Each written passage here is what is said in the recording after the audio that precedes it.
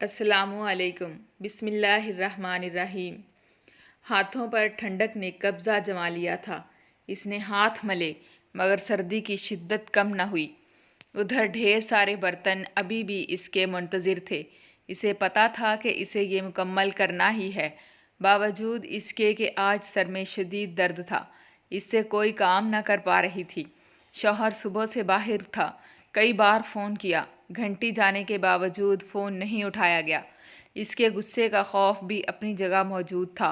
इसने बर्तन मुकम्मल करने के बाद आटा गूंदा, रोटी बनाई और रुमाल में लपेट कर रख दी। बेल की आवाज़ पर फ़ौरन दरवाज़ा खोला, सामान लेके रखा और पानी ला दिया। खाना लाओ, रोटी बनाई है मगर सालन नहीं है। आपने फ़ोन नहीं उठाया, मैं अकेली सामान कहाँ मंगवाती। आप सुबह दिलवा जाते।